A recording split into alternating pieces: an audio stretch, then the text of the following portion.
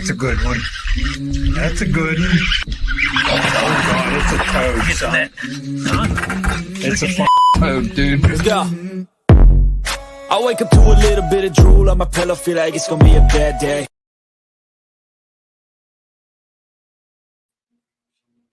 Can't even see, Seth. What's going on, folks?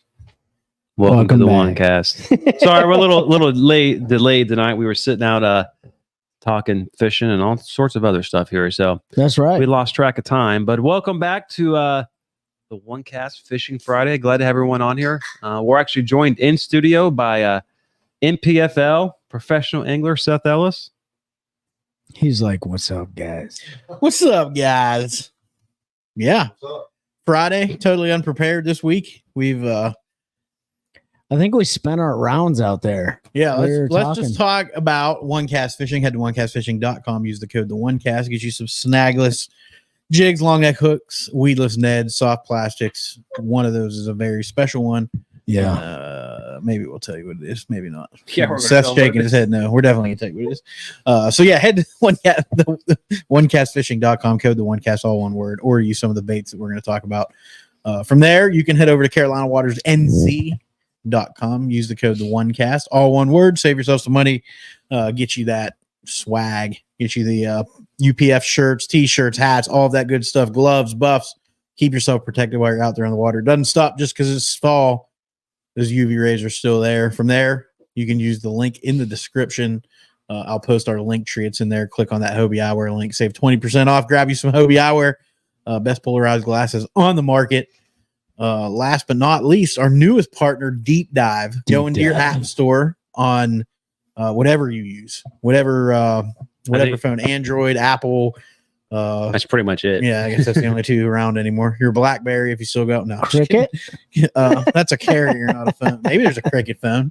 But you head into your app store, download the Deep Dive app, use the 7-day free trial, and then pay for it because you're going to fall in love with it. I want to highlight a couple things right now about the Deep Dive app. So we're getting a lot of rain here in North Carolina, but as the fish start to move shallow, and a lot of the shad will move too, and they're moving to the backs of creeks, and a lot of times you want to find those pockets that have more runoff into them because more nutrients, more food's going down. So the Deep Dive app's actually for a lot of your lakes, it's going to show all the discharges and it's going to highlight which ones usually have more water coming in and out of it. So it's a good way to maybe potentially find a pattern, test it out. And then also they introduced a bait library.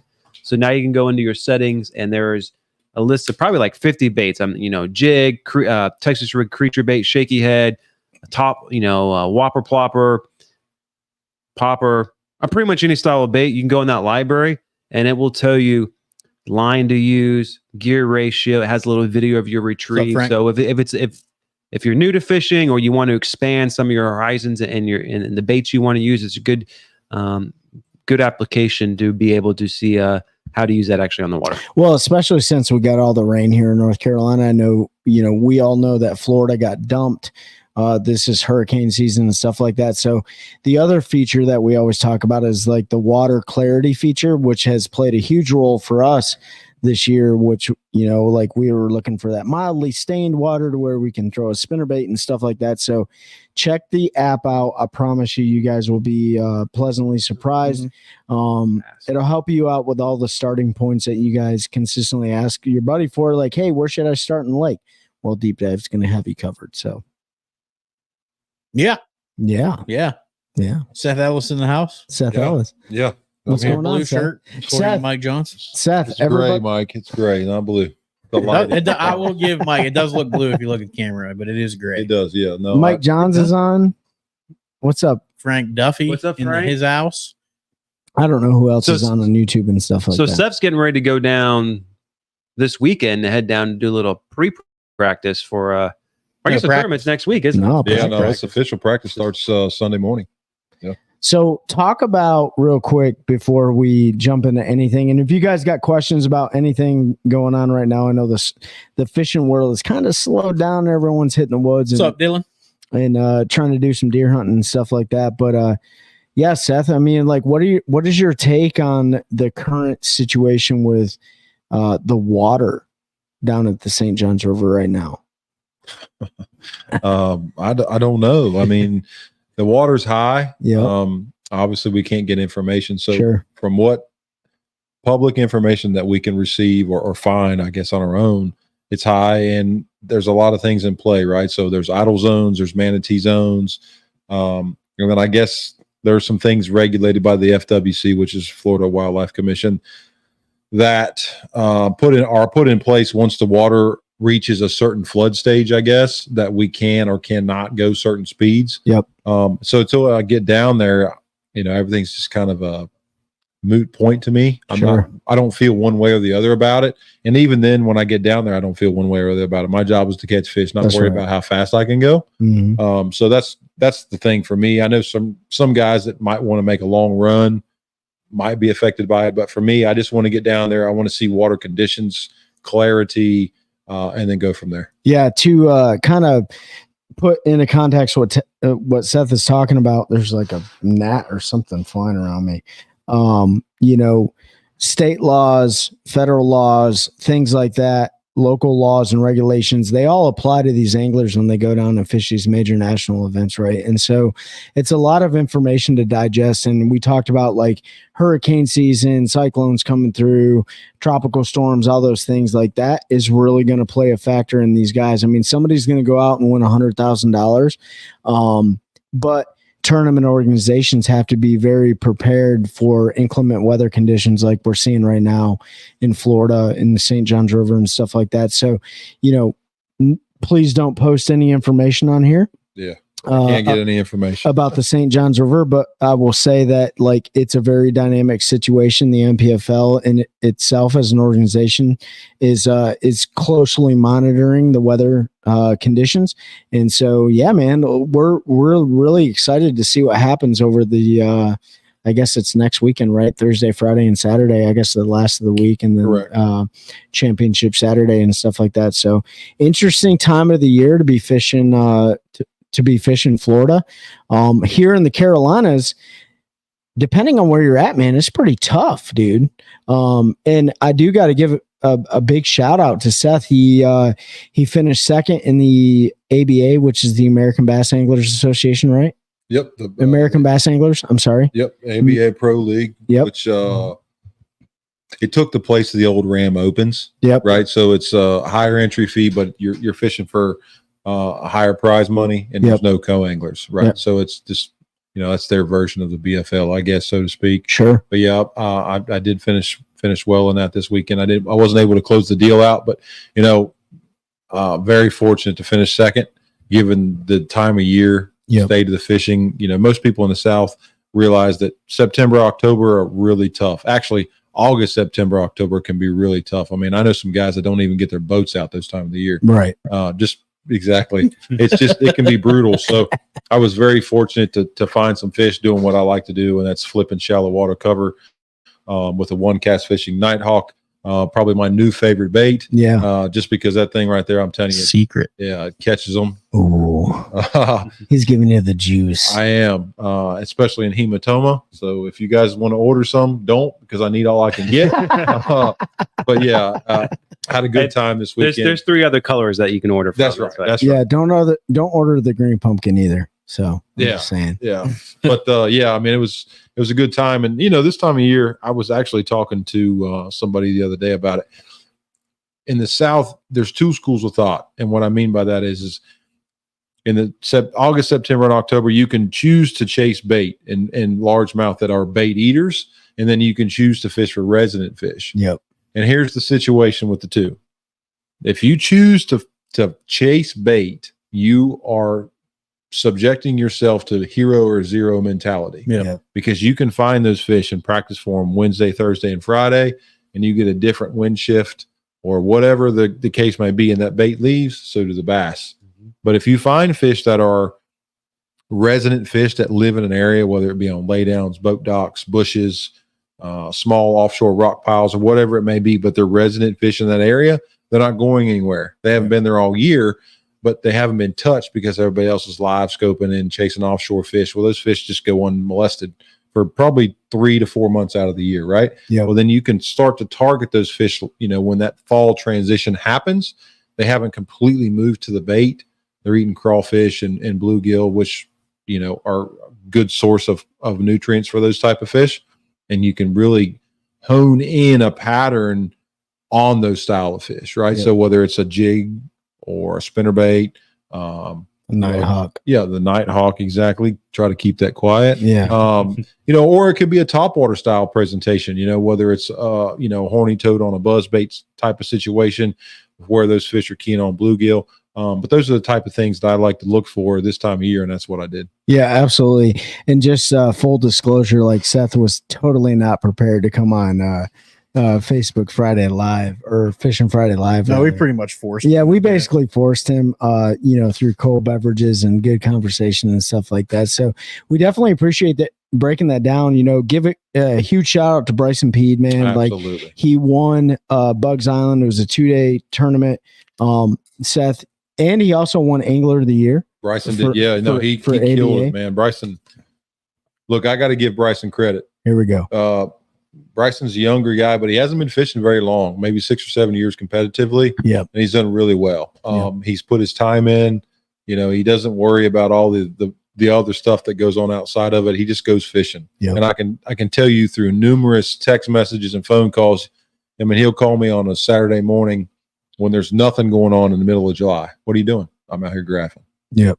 Good for him, because that's what ultimately I feel like propelled him to his win this weekend. Him putting in his time, Yep. and just saying, you know what, I know this lake, I know what to do, and he won. So shout out to Bryson for sure. Absolutely. He's an absolute hammer. We've fished against him a couple times, and he always seems to beat our breaks in. You know what I mean? So You ain't the only one.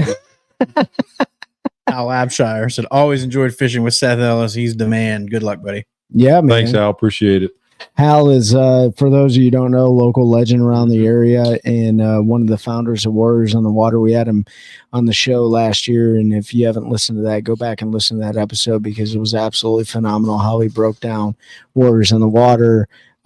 He was around for, when Sharon Harris and Jordan Lake and stuff like that were filled in, I guess you would say, right? We got the OG map of Karen Harris as she is right now. But yeah, Hal, appreciate that, man. Thank you for jumping on this Friday Live. So what else is what happened? Oh yeah. Just turned it So on. we have another TV up here for everyone, and sometimes it just randomly Literally turns just on. turned itself. I don't know what it turned on to either. I don't know like what you Hulu call or that. something. Is there a ghost in here? Is there a ghost in the machine? I don't I don't know. know. I want to go back to something Seth was talking about that was Say chasing those bait fish in the South, especially in North Carolina. I feel like the 0 to 0, 99% of the time, you're going to zero doing that, because there is just an incredible amount of bait in these lakes that we have. And unless you can find small pockets, you're really going to struggle to get those fish to eat. Yeah. If you pull up, what I've learned in 6 or so years fishing down here is, you pull up into a creek arm and you can, for lack of a better term, walk across the bait, you might as well just turn around and leave. I agree. Because Yeah. those fish I are agree. so keyed in on small bait, and there's so much of it. It doesn't matter if you're throwing an A-rig. It doesn't matter if you're throwing a jerk bait. It's really hard to pull those fish off of the real thing with a fake thing. So And- I'm a lot like Seth this time of year. I like to take a square bill and go start grinding stretches of trees or rocks or those, and find those resident fish that are eating the crayfish, eating the bluegill, eating those isolated shad schools that aren't in those giant mega schools of shad that we see this time of year. Do you like And- plopper whoppers? I don't throw them a whole lot. No, I mean, this time of year, poppars and Yeah. a walking bait are pretty much my go-to. Yeah. I've really got me started on the popar, and that's I like, didn't do it. yeah, you did 100%. That's But like the pop are back. You didn't used to know. You didn't used to throw it he didn't, never- but I then never- he I had a never really good derby on it. until I told you to throw it at that lily Yeah, pad. I would say like Ben. There's a 5-pounder there every Yeah. single And then he time. went through it and had a You really good told me that. tournament. Was Yeah. that at your lake? yeah, I it was on remember like that, yeah. 5 rusty hook points, bro. And then he had a really good tournament at Falls, and I was like, well, I guess I got to try this bait, because there were some older guys in our club that always did really Well, well. my best tournament. And I started throwing it, and I was like, all right, there's something to this bait. And now I always have one tied It's the on. size. Yeah. The I- popar, most regular popars mimic that small yearling baitfish size. It Yeah. has nothing to do with the movement of the bait. It's the profile. Yeah. It's that 2.5 to 3.25 inch. And the most of these fish this time of year start to key on that. And I think Yeah. that's why the popar is so successful. my best tournament ever, probably one of my best tournaments ever, is in October at Lake McIntosh. Yeah. On KVD Splash. Yep. I only almost 23 pounds, and second had It's like really 14. hard to find I that mean, bait too. It is, especially Terribly hard. especially in the colors. So if you guys have chrome KBD splashes, like send them our way. Bone. Or bone. Both of them. this are time of good. year, I want chrome, but that's mostly Mhm. because we're fishing like Norman, Yeah. and they really like a chrome one on Norman. Nick- Really like a chrome Nick on Kincaid. Nick Like Kincaid put chrome Seth on boat, blast too. here. He said, "Are you fishing the sober tournament, Seth?" So Nick, actually, it's funny you say that. I actually spoke to a good buddy of mine that actually lives on Norman, Oh, and I believe I'm penciled in for the Soba tournament. Whether it's my boat What or up, his, I believe I'm going to be there. So, and I'm looking forward to it. It's the first time for me being there. So, whatever I can do to help that experience for those guys to be out there, I'm looking forward to it. absolutely. Frank Duffy said, "Pop R for the win." We agree with you. It's a great bait this time of year. It's a great bait all times of year, especially post spawn. Man, like that thing is pre spawn and post spawn. I think it's great all times of the year. I It's mean, great in the middle of the What, a summer. pop too. bar? Yeah. I pretty much. I mean, throw I- it year round. I have the same one tied on that I've had all year long, minus new treble hooks, and that thing is absolutely beat to death. I can't find any more of the new ones. You know the one you picked up that you caught? Yeah. That has probably been tied on for like 2 years. Yeah, I can tell. I love it. I know. No, Ben doesn't retie or change Josh it. Watkins, MPFL Pro, U.S. Army Outdoors team, man. He said, "What's up? What's up, Josh, Man, man? everybody be cool. He's a cut. Hey, You smell that? Everybody be cool. Everybody be cool. Act natural. act natural." What's up, Josh? Hope you're doing well. Josh, we have not been drinking much. Small buzz bit off Master right now. Yeah, I mean, fall. I think everybody can attest that downsizing works, but Mhm. it's not the only way. So I'm going to let a little cat out of the bag here, and some guys may or may not cuss me for this. I when love get off of cats. this. I'm gonna cuss you because I know where you're going. But you know, a lot of times, you know, walking baits, pop R's, small buzz baits. But when you get these fall days where there's just no wind, high skies, a horny toad can be an absolute and now Yeah. I'm gonna cuss you. killer. And bubble gum. Whatever. It doesn't I mean, matter. I'd throw black or green pumpkin Yeah. or white, but that subtle movement on the surface, man, can elicit some of the biggest strikes. Sure. And I it took me a long time to figure that out. Actually, it took me a lot of butt whoopings to figure that out because I was stubborn to throw a buzz bait That's what a I'm lot saying, of the time Rusty. in the fall. You gotta But- keep that horny toad. You've never had your butt whooped. Dylan Higgins said, I fished with a guy a few years ago who whacked them in the dirt on a pop R in February at Falls. I thought he was crazy, but he was straight catching them. Well, that Yeah. was kind of like what Wheeler at Harris. Rusty. Somebody that was the mark. stop. Sorry, your tongue. Rusty. I'm done. I'll just sit back and listen. No, to you the go, rest. Zach. So first of all, let me say huge shout out to Rusty, man. Rusty, Rusty. First of all, are you still fishing with Sandhills? If you are, that's awesome, man. Do you know Rusty? I probably know what kind of boat is he? Well, he was running a Ranger. Still running a Ranger? What did it look aluminum like? boat. Aluminum Ranger? Yeah. All right. So Rusty, I know Rusty. Rusty came into Sandhills Bassmasters and absolutely has dominated.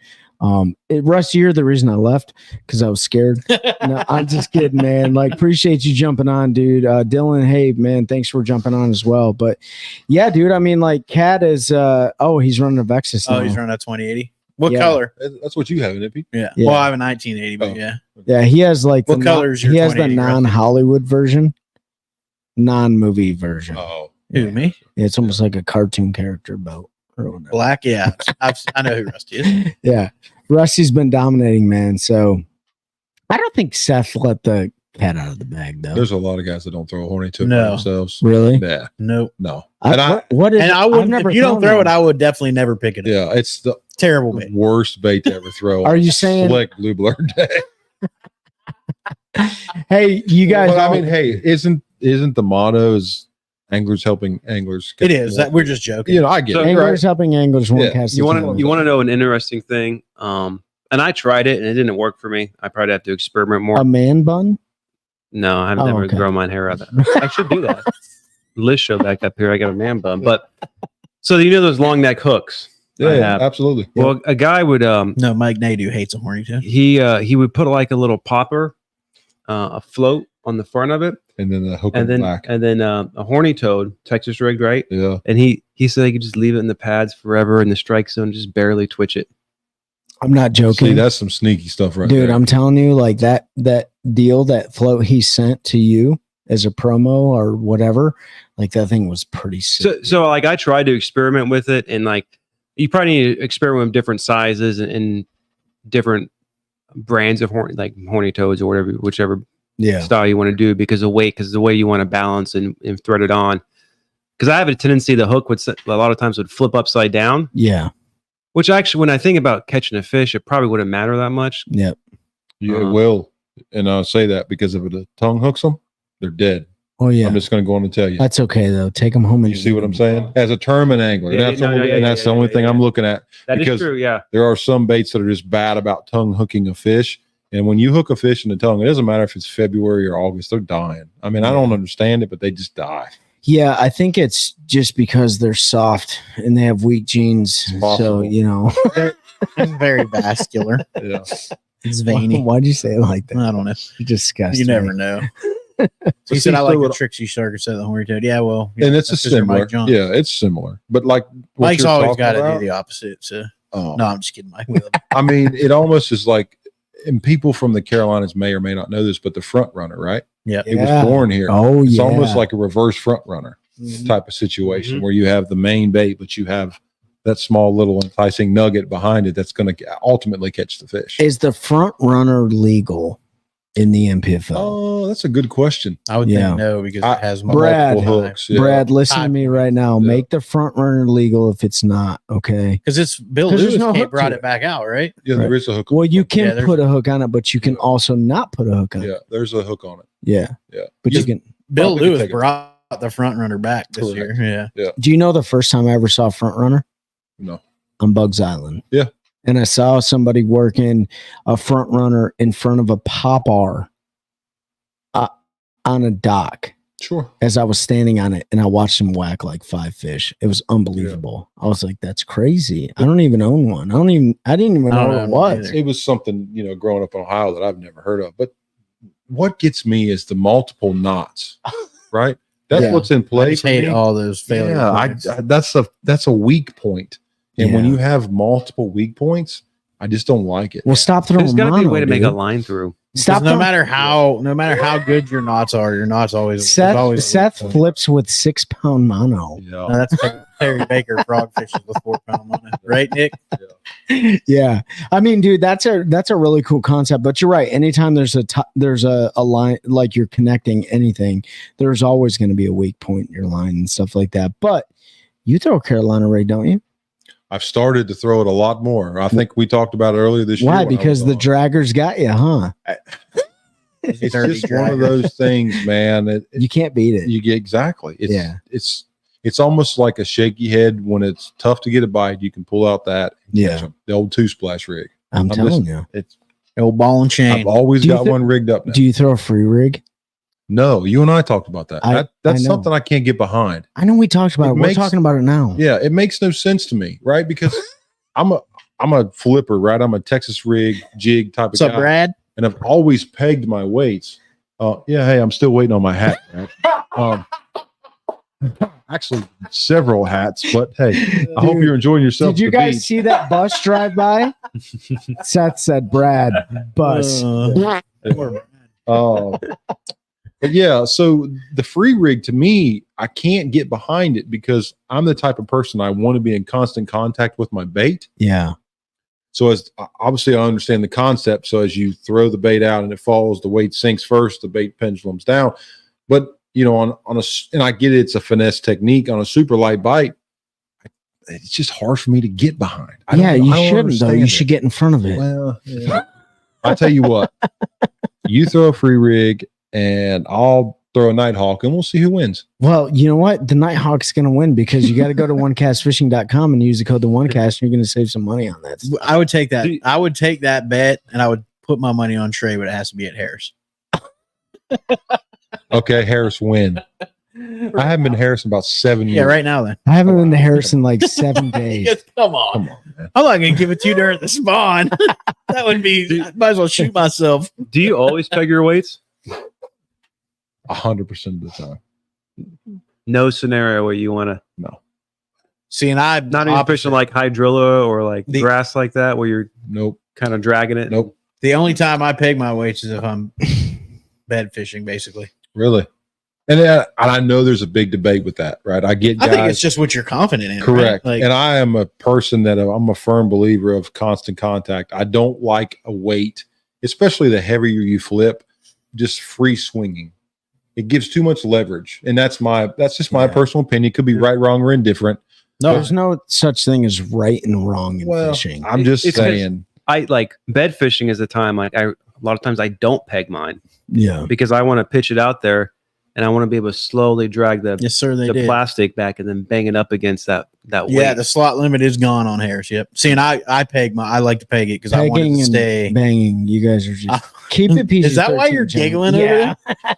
I was like, what's so We're funny? drinking too many. So I like to full run. throttles. If I'm bed fishing, I'll run my weight, peg, a bead, hook, and then the bait, or I'll run the bead between the peg and the weight, and that's where I'll get that clacking noise. So in a clear water situation where you can see them, what do you need the bead for? Snag. It's just a noise. I feel like that glass bead just makes a little bit of a noise, and it's just another irritant. That's just me.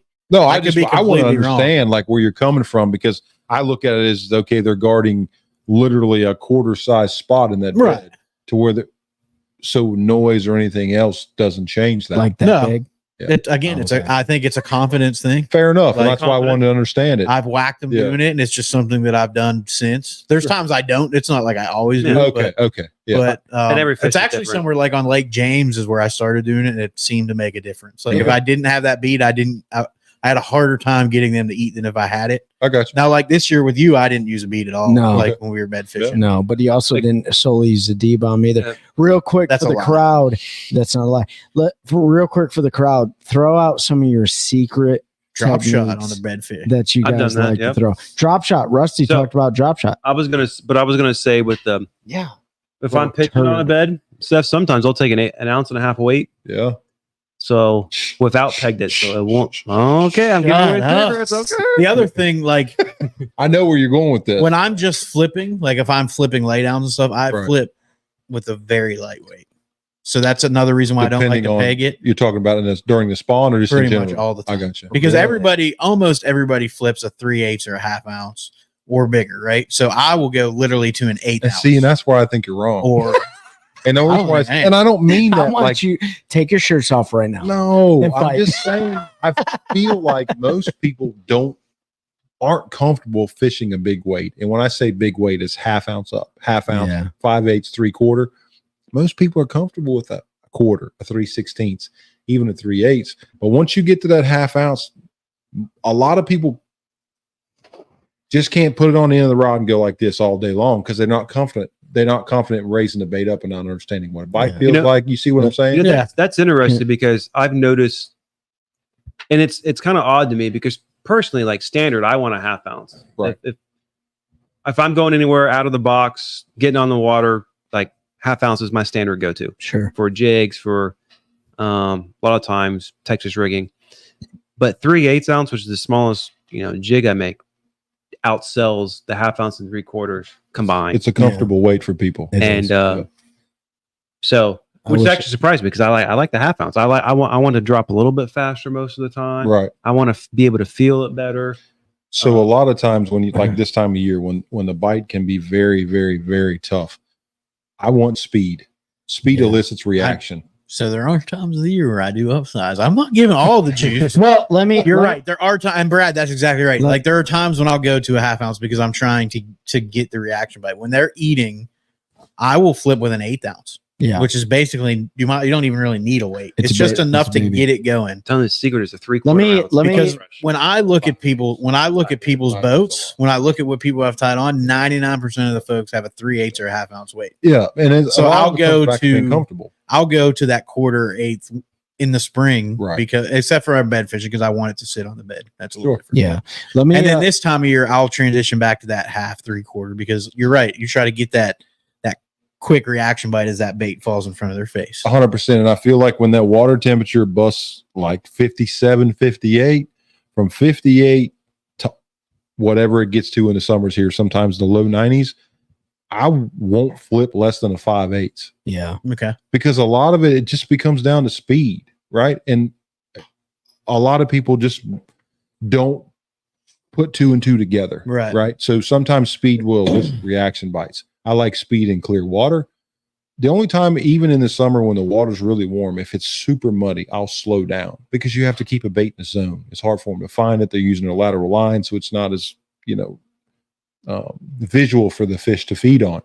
But for me, I just don't think a lot of people will go that route. And I think Frank said he doesn't own anything over a half ounce. Yeah. That's crazy to me because think about it. You fish a lake, boat docks, laydowns, whatever it may be. Boat docks? Most of those things might be in the 3 to 6 foot of water. Right. Well, what you don't realize is that the largemouth vision is way better than ours, right? So even in a situation where you can see 2 foot down, that largemouth might be able to see 30 feet. Well, if your bait's not falling fast enough, he might see it and say, I'm not, I don't want any part of that. Yeah. You know what I'm saying? Versus if it shoots to the bottom, it gains his attention. Sure. And then you start to work the bait. And then it might elicit the strike. That's just my personal opinion, right? Now, I could be, that's just how I'm Well, with. let me give some anecdotes on where your opinion is valid. Let me go back to Frank real quick. He said, validate your opinion. he said, That's what you were looking for. hey, I am. I'm That's why going I to came need you on. to about face and shut your mouth. That's not- Frank said, I can't see. What'd he say? Scroll up real quick. he said he can't see the bedfish. So, Frank, you I don't think the glasses will make a difference. it's definitely going to make a difference. Check out the Sight Masters, check out the copper and all the different lenses that Hobie has to offer. Frank, I can tell you that a good pair of glasses, whatever brand you choose, but we're going to promote Hobie because that's what we use. Whatever brand of glasses you use, like glasses actually do make a big difference in my opinion. I don't know about your guys's, but they do. Whether or not it's, like mitigating that glare or whatever the case may be. Right. Secondly, I will say that, Seth really walked me on target when it came to flipping a bigger weight, in flooded water conditions. And it was to trigger that reaction strike. I think Rusty talked about it or whoever, trigger that reaction strike, right? Like, especially when you know that you have high pressure conditions, the fish aren't really willing to eat that much, but you know that they're going to be an opportunist and they're going to go after that bait. Like, you want something that's going to just intrigue them instantly and go after it, right? And so I did it. I mean, I literally did it. I had 20-pound tests on, flipping a 3/8 ounce, and I switched over to a half ounce. I don't really flip a 3/4 or bigger, but I do have it. And I noticed a vast difference in my bites, right? Like, I wasn't getting any bites with a lighter weight. The moment I switched over, and Seth can attest to this, I was actually on the phone with him when I got bit. Yep.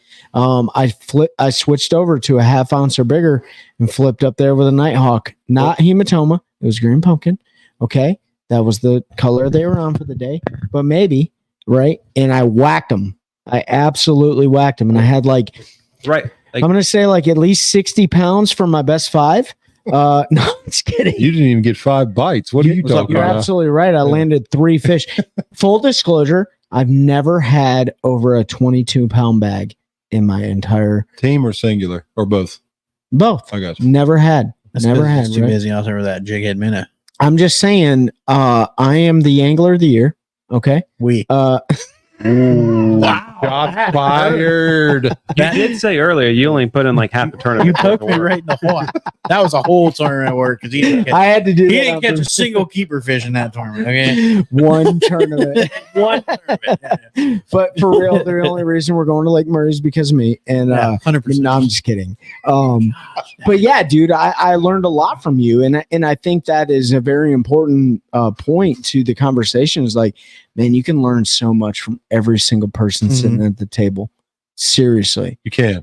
absolutely. You can learn just being in a boat with somebody else, right? So I spent some time earlier this year with Ben and on his local lake, and to watch him attack it was completely different than the way I would have. Yeah. Right. And it was full of grass. It's a beautiful place. I'm looking forward to going back this fall and doing some stuff there. But every time you get in a boat with somebody that you don't know personally, whether it's a family member or a good buddy, and how they fish, you can learn something. Absolutely. And I completely agree with doing that. Like, get in a boat with other people. Even if you don't catch a fish, the goal should be for you to learn something new each and every day. Absolutely. So the biggest story I have with that.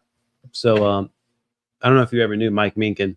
Yeah, he was But, a local. He was Mhm. really good on Jordan. Absolutely. Yeah. So he lived on my lake. Okay. And one day he came over and picked me up, and on his boat. So I'm fishing from the back of the boat, and I've been catching him on frogs and stuff. At this time, the grass was actually kind of matted out in places. There was more pads, and so I'd been, doing some frog fishing and stuff.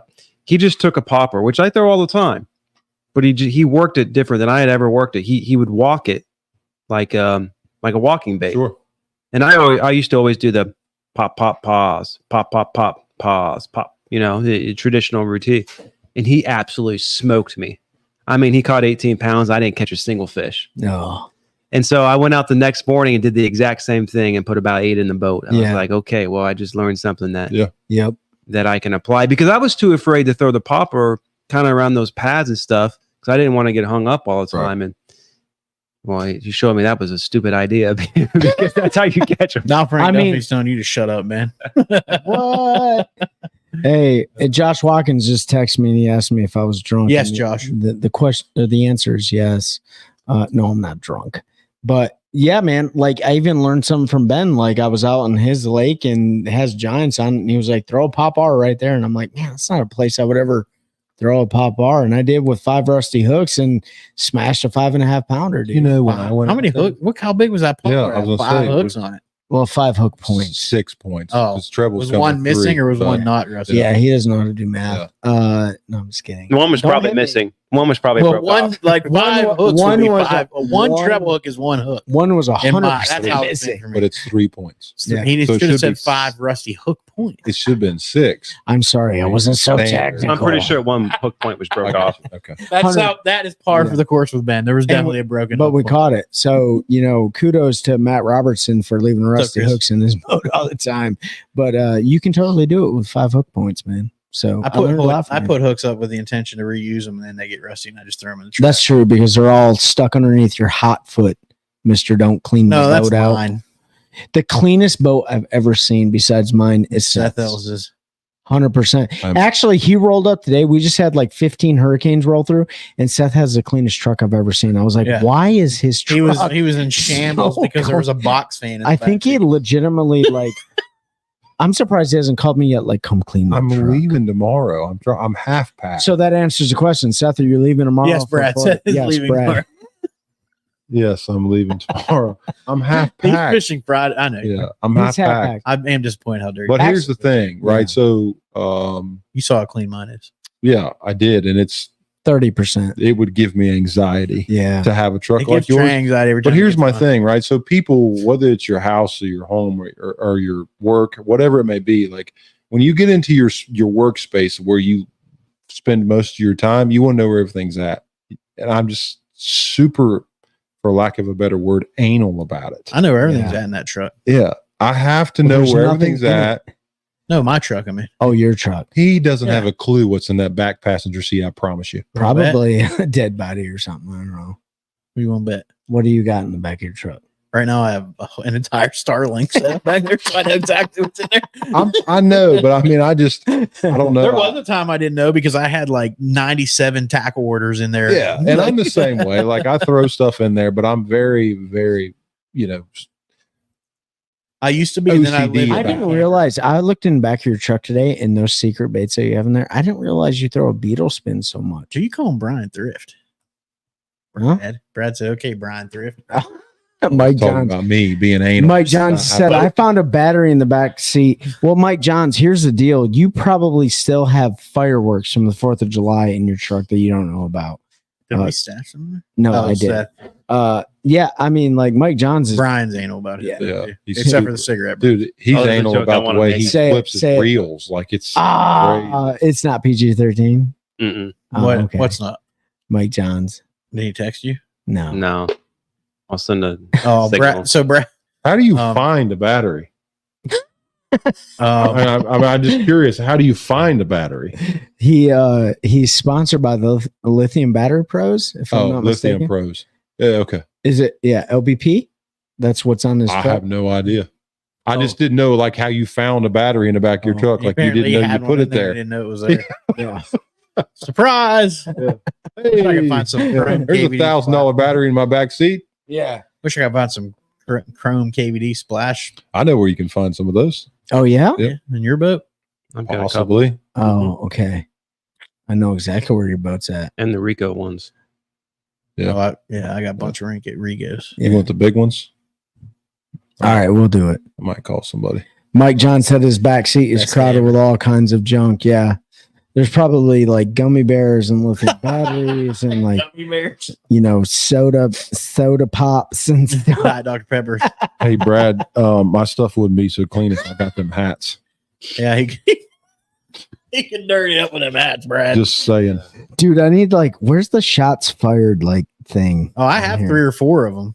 You do? Not enough. Oh, I've got one What? hat. No, I'm talking about the Chrome. Oh, no, you need Flashes. at least like 6 or 7. Yeah, I don't have. See, Seth is like me. Trey, I think gets anxiety because I order so much of everything, but No, and you want to know where it 4 comes- is none and 14 You is want to know where it stems one. from? And this is completely off topic, but I'm not like There's your nothing off top. average size human. Yeah. So when I find something that fits and I like it, like my shoes, I got to order like 3 pairs. Where do you shop at? Brad wants to know what time you're leaving in the morning. I think he's trying to get you your hats. I'm leaving at like 5:30, Brad, and you're in the beach, so that's not going to work. He's fishing for sharks. Is he really? Yeah, he's sent me a surf picture. fishing with a buddy of mine. Yep. Are you keeping them and eating them, Brad? I don't know if he's fishing for sharks, but I just know Oh. he's at the ocean fishing. Yeah. Oh, okay. That's where we're Brad, heading thanks for tomorrow. the invite. Jerk. Oh, and you can let Jamie know that fell through. It did. Oh, He had Okay. something come up. So All right, 10-4. 410. 410. 4-10. But next time we'll get him and Jamie hooked up. No, that's fine. Absolutely. It That gives would me a be chance to let him good. know. Yeah, absolutely. Yeah, Um, man. So yeah, he's leaving at 5:30 in the morning, Brad. So you can just bring those hats by my house, and I'll make sure he doesn't get them next time I see him. Go figure. No. They'll get lost in the back of the truck. Yeah. My backseat of my truck is mostly clean now. Yeah. I have a mostly. house. Well, I still got the star. I got to It figure out looks what I'm like going an to do with this episode of Starlink Hoarders, thing. dude. He's still got his 4-wheeler and kayak. Was yours trailer the here. mobile one? It's the sitting RV right out one? there. Yeah, Is that his? which Yeah. they just authorized that you can use it while moving. No, So I he just might, got a like, house. rig you it up got to on the give boat. him a little bit of, leeway. How much grace? 3 months, 90 Okay. days. All right. I plan to get the quad this week. Yeah. It's not me. Well, tell your wife. It's my boss. Hey, pull your pants up. Oh, here we go. I'm just kidding, Randy. That was a Here we joke. go. Here Here we we go. Don't go. She kill me. ain't watching I would this. say she's not This watching. would be the one time she. Just a one time. 100%. 100%. I'm gonna Until get she opens stabbed. up that door and starts shooting with a Nerf gun again. Yeah, Josh Watkins loved the fact that you guys are all drunk and you're acting like imbeciles. You should have Who's- been here last week. who's when it was y'all? just me and Trey. And we were I got to slap drive in happy. the morning. You 3 are the ones. Well, you 2. I had 2 beers. Wow. I know Ben's only had 2. I mean, how Jeez. am I drunk? Trey's on like 32. He's been drinking since noon. I live here. Well, he called me at 2:30. Good for him. When things are problems, I sleep on this table. So don't be messing with me. Nobody. So we were really Hey- slap happy last week when it was just Trey and I. 100%. Yeah. So it is 7:47 right Went now. that quick? I want to talk about Wow. real quick. We We didn't talk- get on till 7:20. Oh, we It did. wasn't that late. No, it was 43 minutes. 7:01. I've got a live. Gosh, Fair I'm enough. taking his Fair keys. enough. Fair enough. I'm taking his keys. Fair By the way, if you hit a DUI checkpoint, you don't have to show your ID. Just kidding. Just trying to get you locked up, bro. Saginaw Bay. Let's Trying to talk pull a about that Tyreek real Hill. quick. Yeah. Let's talk about Saginaw Bay real quick. Sure. So Saginaw Bay, Michigan. You went up there. You roomed with Zach Bird, Josh Hooks, and Cole Harris. Correct. Right. So talk about that derby real quick and what your expectations were going into that, because you guys are moving into the quote unquote, I don't really think so, but fall transition, if you will, up north. It had already been going on there. Yeah. And I didn't know that. Obviously not. This is my first time being there. So you learn things as you go to these new places. But the fall transition had actually probably started 2 or 3 weeks prior to our event. The temperatures were cooler. The water temperatures were starting to drop. And those fish started to move. My expectations were high. Everything I had read and some people that also fished the MPFL that I had talked to said it was going to be right up my alley. Largemouth, shallow, grass, power fishing. And it was for the most part. I just never connected with the quality that needed to do well at that event. Excuse me. I caught a bunch of fish. I mean, I probably caught in 6 days.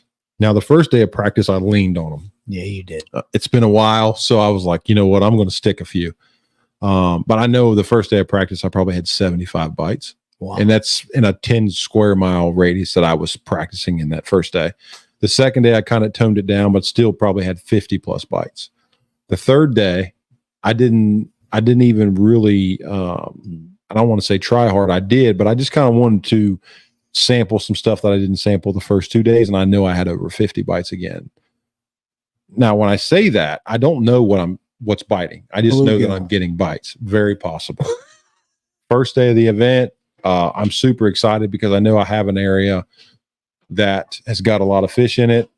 And I probably caught close to 60 the first day, but I had like 12 and a half. I did lose a couple fish, but that's fishing. But I never lost anything that was super significant, like nothing like a 4-pounder or anything like that. And I think I was sitting like low 80s. Zach smoked them. He was sitting in the top 5. Josh caught a decent bag. He was in the top 20. Zach smoked them or scoped them? Both. Yeah. He had, I think he had 22 something. He did. Anyways, he was top 5. I know of for sure. And then Josh Hooks caught a good bag. And then Cole, he was right there with me, like 12 something. He actually might have had more than me, maybe 13. So the second day, and as a house, we share information. I was out of it. I was in the 80s, and I had talked to some of the guys, and they're like, look, man, I got a place that's got a gazillion smallmouth on it, but they're only like 2.5 pounders, 2 3/4. Yeah. Well, 2 3/4 puts you at 14, maybe 14.5 if you catch a 3, and all of a sudden you're back in this thing, because we all figured it would take 14 pounds a day to get paid. And after the first day, when you're that far out of it, that's what you're thinking. You're not thinking winning. You're thinking, okay, let's just salvage the tournament, get some points, maybe get a paycheck, and move on to the next one. I run 57 miles one way in 4-footers, and I've got the GoPro footage to prove it. It was brutal. It was rough. Tore some stuff up. Not on my boat, fortunately, but some other guys did in that long run. And I get all the way up there. Cole runs with me. He's about 20 minutes behind me, and I get up there and I catch a 3-pounder. And I fish for 4 hours and don't have another bite. Get to where I need to be, and I'm like, look, I can't stay, Cole. Catch them. I'm out of here. I roll all the way back down to where I had some fish and salvage my day. I catch almost 15 pounds. So I'm sitting, I don't know where I was at, 60th, 70th, something like that. And at that point in time, I just told myself, and Zach also caught another good bag. He was sitting, I think he was leading. Yeah. Yeah. Day 2. Zach was leading. So I was like, look, man, I'm not going back up there. That's, I'm not going to get in your way. You got a chance to win this thing. Go do it, man. I'm just going to go do what I can do. Went out again and had, once again, another phenomenal day, 30 plus fish. I think I had 13 something. Finished the tournament, then I think 60th or 61st, something like that, which when you look at it, it's not bad, but for my standards, it's not good. Right. And Josh did have 2 more good days and finished in the top 15, but Zach lost by an ounce. And that, as a house, we're super rooting for him. Somebody has a chance to win, which people don't realize how hard that is to do. For sure. So that could have been an opportunity for him. So we're all rooting for him, but he lost by an ounce. He had a great event, didn't lose anything. We talked about it. He had an awesome event. So my expectations were high going into it, and I don't feel awful about it. No, I just never got the big bite. Most of the guys that were fishing for largemouth had a 4+ pounder every day. Yeah, I never got that bite. And back to with the fall transition you were talking about, I didn't know this going in, but the later in the year it gets, later in September and all that stuff, the further into the bay the smallmouth come. Yeah. Right. So if that event would have been in June or July, smallmouth probably wouldn't have been a player unless you were going to make a super long run to try to sight fish from some smallmouth way up north. And those are things that you just don't know until you get there and you go through the event. But I'm not upset with my performance. It's been kind of like on par for the year. I had a really good event at Logan Martin. And then the last 3, I've just struggled to catch a big fish. Yeah. And if I get that big fish bite, I haven't been able to put it in the boat. I think a lot of people have a misconception that because you're not in the top 20 or 40, whatever, that you had a bad tournament. It was a good tournament. You caught a lot of fish, 100%. Right? And I think that's very important for a lot of people, especially in the tournament side of the house. Tournament fishing is not, we've talked about it before, is not the the center of gravity, if you will, for bass fishing. Like it's just a small percentage of it. You went out and caught a ton of fish, dude. Yeah, that by far was so far the best event of this season. Yeah. I mean, in practice, it was hard to shake them off. Yeah. And then the tournament, every time you got a bite, it was just those bites as a bass fisherman you want. They knock slack in a line. Yeah. It was the hardest hit you'd ever had, or Yeah. they explode on a frog like you'd never seen before. Yeah. I mean, that's typical for northern largemouth. And if you've been around, you know that. But for somebody who was just experiencing that, it's incredible. Yeah. It really is. So yeah, and what people don't realize is that the difference between a top 20 and a top 60 is literally 2 lost fish. That's right. People don't understand that. Like Or- if you look at the standings and yeah, that guy blew it out of the water or he won, but then you drop down and look at 20 to 60, there's like 16 ounces difference, Yeah. 18 ounces difference.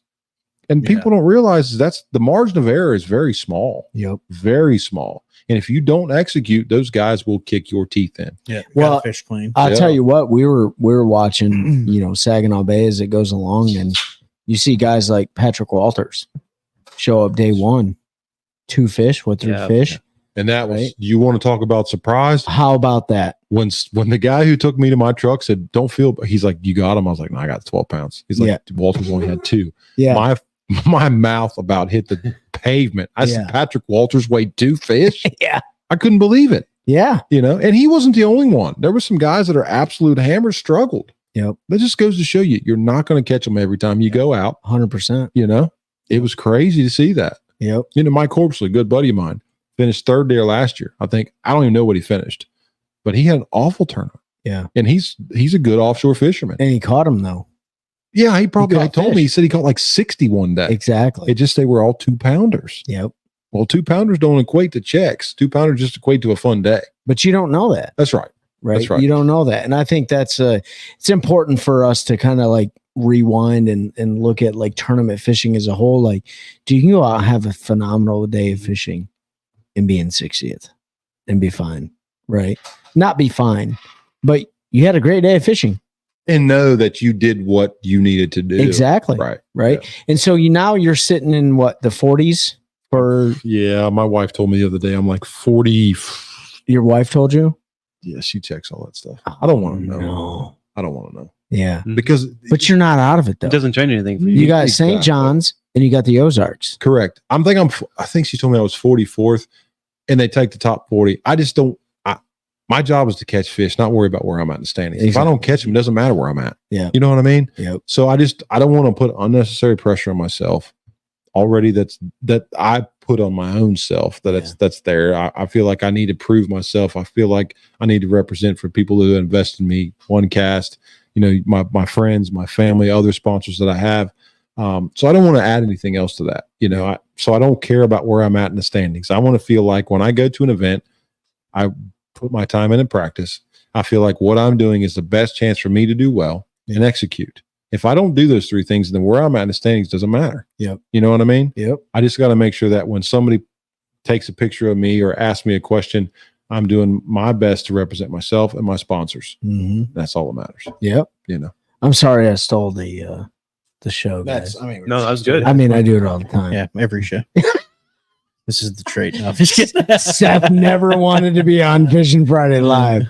I love it, man. No, you know what? I love talking about this stuff. I mean, there's a lot more than just catching fish that goes into any of these things, right? Like people the don't thought even know. process, the teamwork, right, with the house and stuff like that. And now you're following the unwritten fishing etiquette where it's like, hey, dude, like you're in first. Like, I'm not going to go after those fish. Like, there's so many different things. And it's like, dude, these are the cool stories. And there was a lot of like crazy shit that happened up at Saginaw Bay with like the water cyclones and like the Oh, bad during weather practice, came in. Yeah, we had a tornado the Dude. last day of practice. Yeah. Yeah, me and Josh were getting off the water.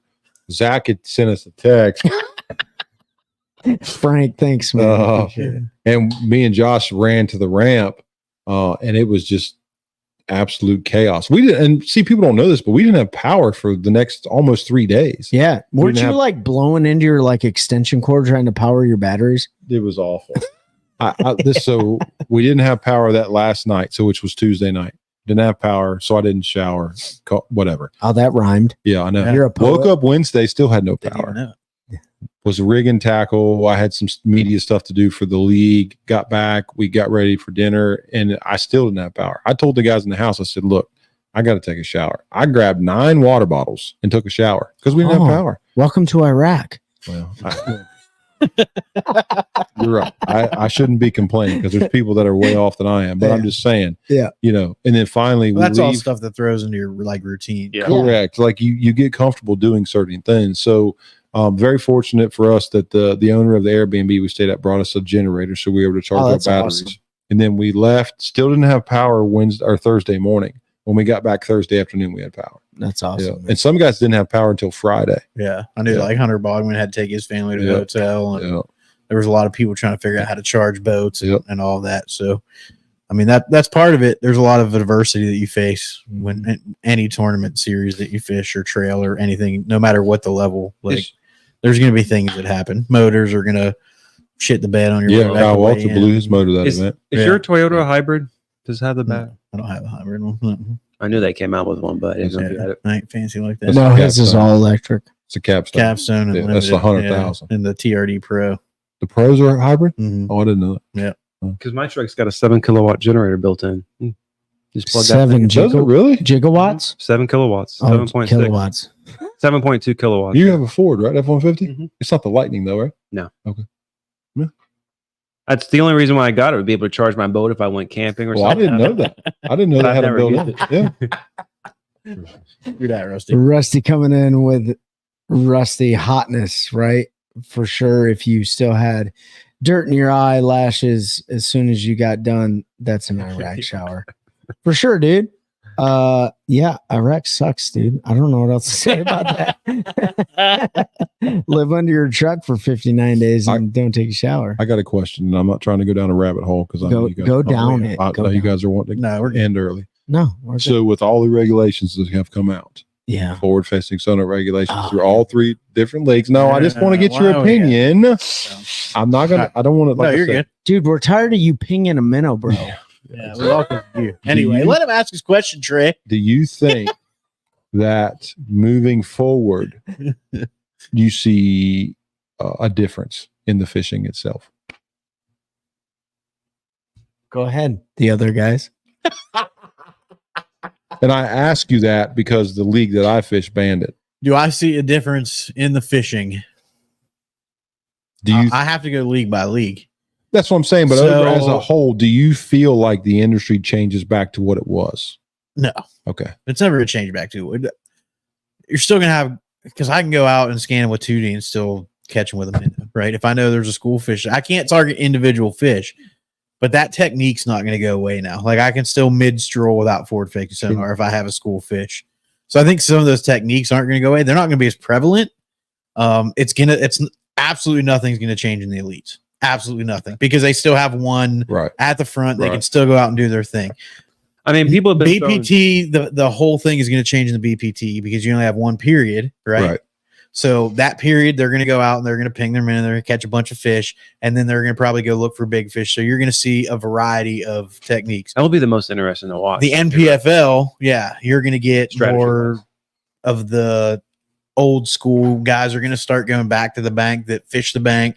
They're not going to be trying to do things they're not comfortable doing Right. because everybody was trying to. Sure. I mean, you did it. 100%. You're not super comfortable with it. We saw everybody had to try to do it to keep up with the Joneses. So you're going to see again a variety of techniques come to play. You're going to have guys like if Mike Corbishley's able to still fish it, that can fish offshore. They're still going to look for those offshore fish because that's what they like to do, right? Like that's what So- I'm comfortable. So, doing. so what because like guys have been doing jig head minnows for decades. I mean, people have been throwing over brush piles and all. It's just a lot less efficient without looking for it. right. And so, used to now, like guys offshore, it seems like a lot of the pros, especially later in the year, it's almost 100% jig head minnow for like those offshore targeting fish around that type of stuff. Whereas I think it may, the guys who fish offshore are probably, and the secret's out. Like we know the fish are out there now. Yeah. So they may end up going to different techniques that just kind of cover it better. So you might start seeing guys like offshore in the NPFL running crankbaits through brush piles and stuff offshore and stuff again. Yeah. way more than just a jig head minnow. Yeah. Because you're getting more reaction strike out of it. I would think that's just my speculation. So it'll be interesting to see how it shakes out. And it will be interesting to see how many of the guys, now that the secret's out and we know the fish are out there, how many are still going to try to do it, but with the old school technology? Yeah. That's a good question. I mean, I think there are a group of anglers, and I say that through all leagues, that are comfortable doing that they're good at. Mm. Right. So they're going to try to do it no matter what, just like I'm going to try to find shallow fish, or somebody else is going to try to find mid-depth fish, whatever they're good at. They're going to try to do it no matter the circumstances. Yeah. It's just a matter of how, efficient they can be with it now, because that technology is I think a great example is like, look at Lake Fork a couple years ago with the MLF. And it was when the water was low, it was early in the year, and the guys were just going around scoping. They weren't in very deep of water. They were either jerk baits or square bills. Yeah. But they wouldn't cast until they saw something. Whereas now, I mean, the old school ways, you go in there and practice, you kind of figure out where the fish are at depth-wise location, and then you just kind of have to cast blind. Yeah. So let me ask you this question. I don't know if it's going to change the way. Just real quick, Rusty said he doesn't see any difference at all. The cat's never going to be back in the bag. You're absolutely right on that. Yeah. Frank said, I still don't have it. I beat people with it and they beat me. Yeah. Mm-hmm. Yeah. And then Frank says he has it. I'm not great with it. I use it mainly to ID fishing structure. Can't jig head minnow. I don't have the patience to sit in one spot and learn it. Fair enough. And then he said, if the MPFL got the same money from Garmin that Bass does, would it be banned? I love that they banned it, by the way. Make a change and see what happens. Yeah, that's a question you would have to ask Brad and Paul, and I don't know if Kathy you and can Mike answer. and all that. Yeah. I mean, it would come down to contracts, and then you're starting to get into the legal. Here's the thing, though. too, There's some but- people out there that don't have a price. Yeah, To me, Mike, Brad, Kathy, Paul, Al, I don't think they have a price. And I think that's what sets them apart. I think that's why the league is so successful and is gaining steam. yeah. It's because they don't have a price. They're Yeah. doing what's best for them and what they think is best for the industry. And And the have my hats off to them. Whether I get to go back next year or not, I applaud their decision to stand alone on this deal. Mm. But like, I can't sit here and say that a amount of money is going to dictate their decision. Yeah. And it may. I could be completely off base here, and it may. But I just don't see Brad and those folks being that way. Yeah, I would agree with that. I think kudos to capitalism and what drives like business decisions. I think there's a lot of morals that stand behind the MPFL's decision that like a lot of people maybe not understand or respect, but whatever the case, like they made a business decision. But since they banned it, though, here's a question for you. Yeah. You were all about it, or you supported the business decision? Whether or not they would have kept it or not kept it, you would have fished it if you had the opportunity. Sure. But now you're potentially going to have more people fishing the same fish that you're fishing for. It's all right. Are you okay with that? Yeah, because here's the thing. I don't think there was a distinct difference when there was, because people don't realize you have guys that are really good with it open water. Yeah. But you have guys that are really good with it shallow. Yeah. It's something called perspective mount, Yeah. and they just learn to use it up shallow. Yep. I think, I don't remember who it was, but somebody said that this day and age, there's just not that many fish up on the bank anymore. Uh-huh. I can't remember who it was, and I would say they're crazy. I think it's geographic. I can agree to disagree, right? I agree with you more so than anything. I think it's where you're at in the country, Yeah. like up north, Time and place. millions of fish on the bank. Yeah. In the south, and a super clear water fishery with not a lot of structure, I would say there's probably not a lot of fish on the bank. Yeah. There's some, but is it really going to put more people fishing the bank? Yeah. Is it?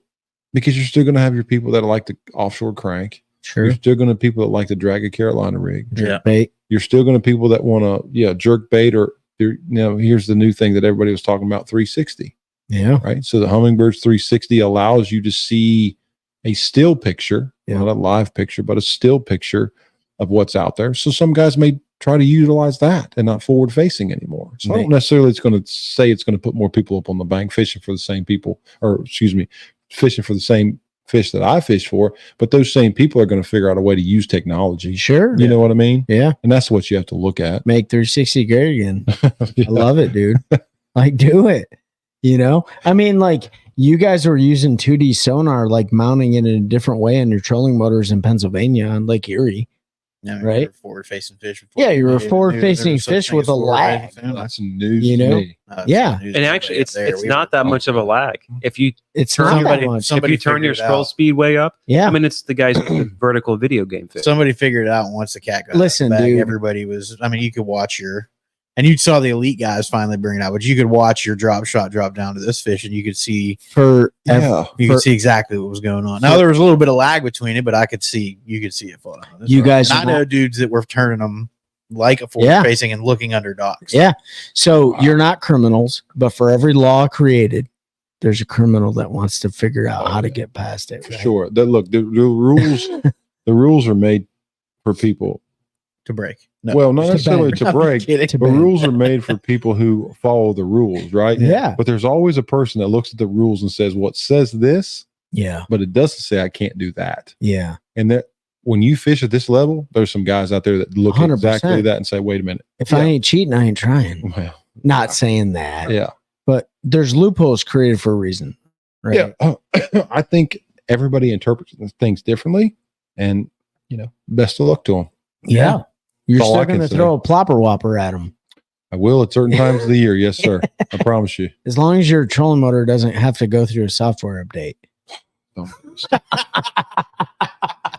6 weeks. 6 weeks. Oh man, That's what you're yeah, the trying gray to cheat on area. me. Frank Duffy, you know what? The gray area exists for a reason, man. Like people operate in it. If it's not in black and white, you can't fault somebody for trying to go through the loopholes of the system. I always say that about everything. How many times have we tried to evade taxes for some bull crap like law that exists? And if it's not illegal, hey man, like go for it. You know what I mean? I'm not giving you legal advice, by the way. I'm not a lawyer, but nevertheless, like you guys are going to do what you need to do in order to gain a competitive advantage over all the others in the field. And I commend that, right? That's no different than a private business making a decision. If Ben, you want to stop making hematoma Nighthawks tomorrow, Seth's going to be mad. But at the end of the day, it's going to be your decision, I right? can promise you he's not going to stop making He's those. not going to stop making them for you, Seth Stickles. So, and that's the reason. No, I mean, So yeah, man, this is a great conversation. Mm-hmm. I'm having a good time. I wonder if Pablo's still out there looking at my HVAC. You're like, yeah, just go take care of it. Legitimately, my buddy's here looking at my AC system right now. So I don't know if he's still here. I don't know. I'll figure it out. Yeah, Whatever. yeah, I got a question. Yeah. So, I'm not trying to drag this thing on, but No, what are you guys looking forward to next year? Obviously, you qualified for the national championship for the Fishers of Men. Other than that, what are you looking forward to? Oh man, I don't know. I haven't really looked ahead too much yet.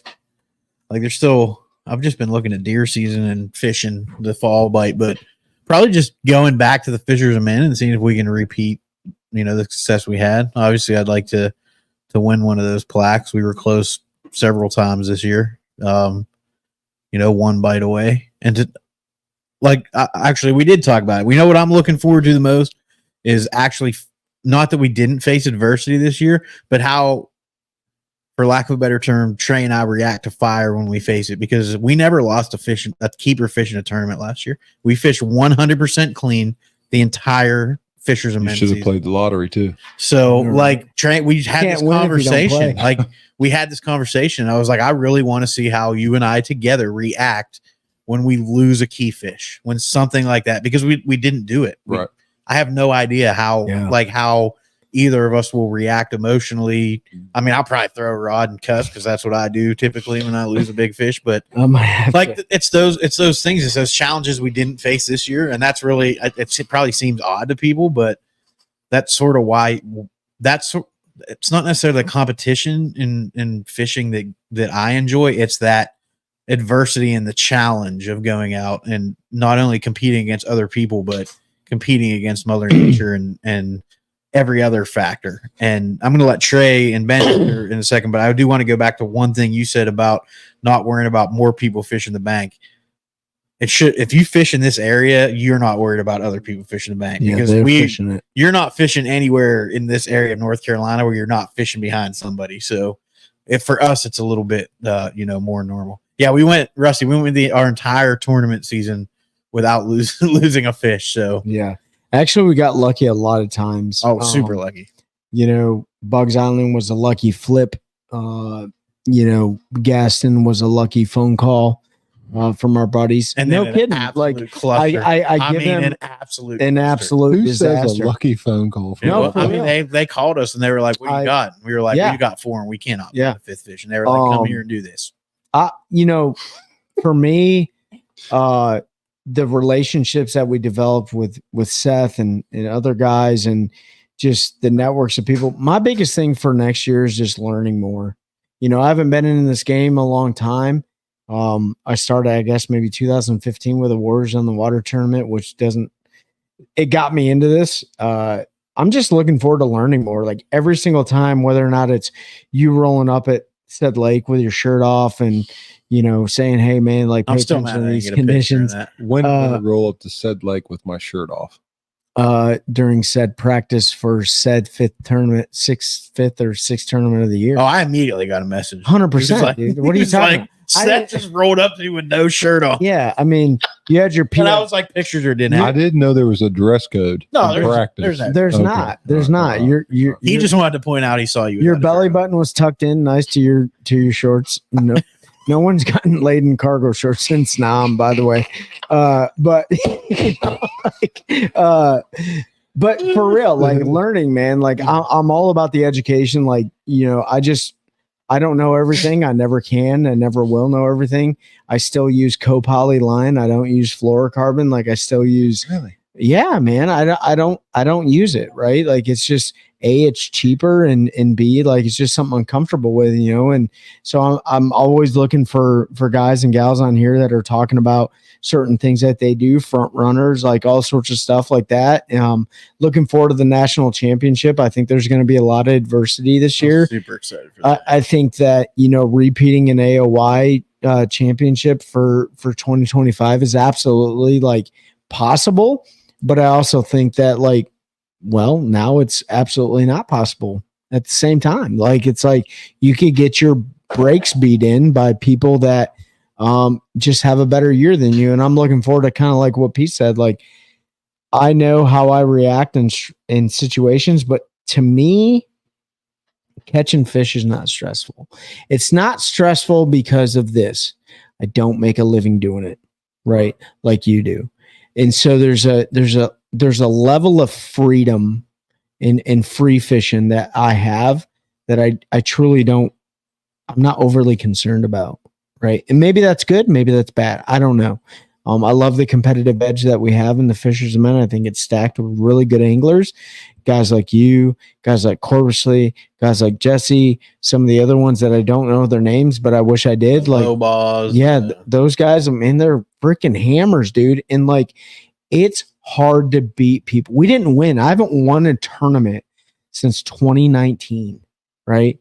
And I won my very first tournament in my very first bass club ever. At the very first tournament in my boat.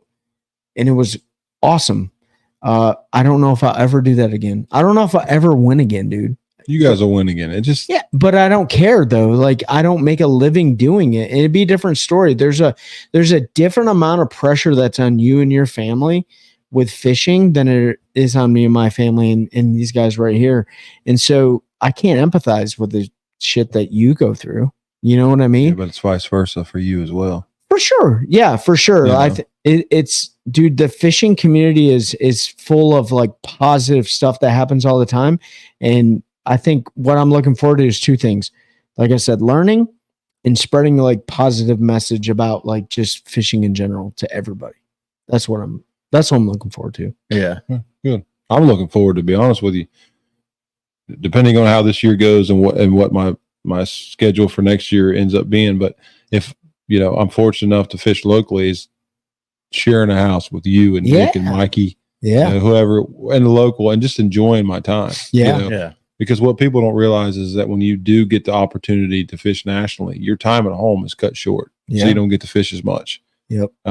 So I relish it now, you know, to get to spend time with these guys, whether it's here or on the water. I look forward to it. It's a stress reliever for me. Yep. So I'm looking forward to that Fishers of Men schedule that Yep. comes out next year, to where we say, hey, let's go to Bugs. Yep. We're going to spend 3 days together. Yeah, I'm gonna Yeah.